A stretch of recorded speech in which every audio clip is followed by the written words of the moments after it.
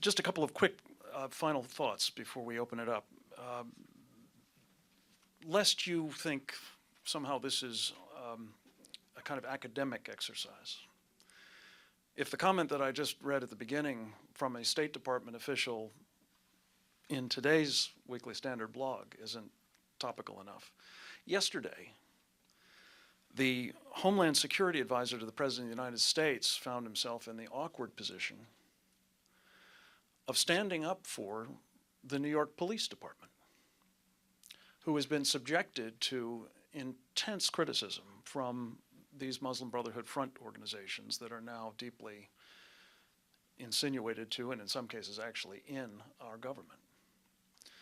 This was not taken well by one of those Brotherhood fronts called the Muslim Public Affairs Council, which, as you will see in part 9, I believe it is, of the course, is one of 3 organizations that the Justice Department now uses exclusively for outreach to the Muslim American community. Well, the Muslim Public Affairs Council, better known as MPAC, came up on the net immediately and denounced what Brennan had said, because they argued that that might interfere with the investigation that they've managed to get the Attorney General of the United States, Eric Holder, to run against the NYPD for being too robust about protecting the people of New York City and that city itself. Well, the White House was in the unenviable position of having to try to accommodate their Muslim Brotherhood partners, and kind of backed and filled. It doesn't make a whole lot of sense, frankly, but I encourage you to take a look at their explanation of what John Brennan really meant to say when he was standing up for the NYPD, which was not so much. So this is really happening in America. And I believe it is directly contributing to the reason we are not winning a war that we honestly are not even recognizing we're in, against jihadists that are using not just violence against us, but civilization jihad as well. 2 last points. Tomorrow night, if you really want to see Jerry Boykin, I'm very pleased to say he features prominently in a new documentary that Glenn Beck will be unveiling at 7 o'clock on his network. It's called Rumors of War 3. I have a small role in it myself. I can tell you it is a terrific documentary. It does a wonderful job of capturing many of these points and making them very, very accessible. So please take a look at that. It's only an hour long, but I hope you'll also take the time to drill down further.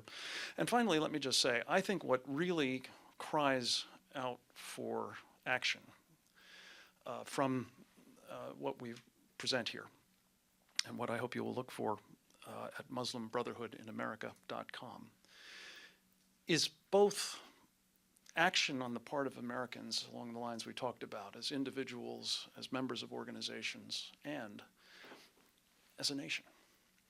But it also requires action on the part of our officials. Congress must engage in oversight and, I think, actually investigations. Indeed, it seems to me that just as a House Un-American Activities Committee was required during the Cold War, though it was vilified in some quarters, it did important work, we need something akin to that today. This shouldn't fall just to the legislative branch. After all, it is the executive branch, in no small measure, as you'll see in Part 9, that is being penetrated, that is being influenced, that's having its policies subverted by the Muslim Brotherhood and other Islamists. Where are the Inspector Generals? One of them, I'm very pleased to say, a former Inspector General, Joseph Schmitz, was a member of our Team B2 group.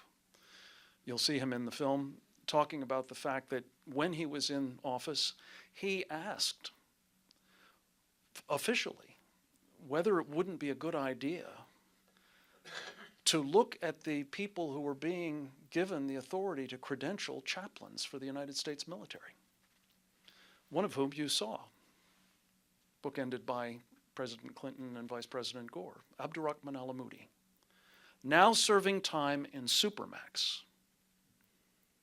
was a credentialing authority for chaplains, not only for the U.S. military, but for the prison system.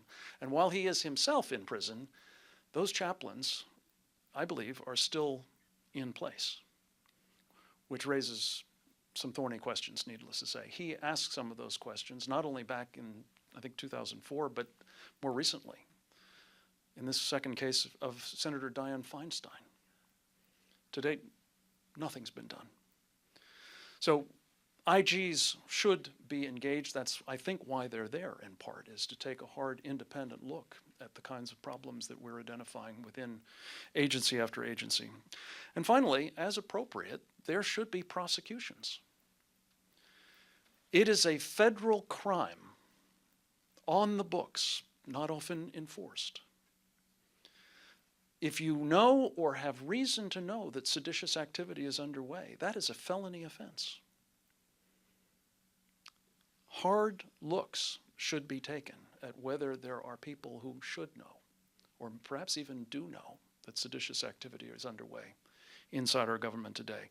It is our hope that this course, the Muslim Brotherhood in America, the enemy within, will catalyze, at the minimum, the sort of debate we must have if we are to survive as a people, if we're to avoid the fate President Reagan forecast of having to tell our children and our children's children what it was like to live in the United States when men were free.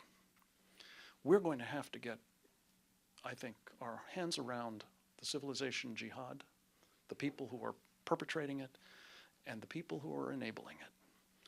And it is our purpose in presenting this course to get that debate started.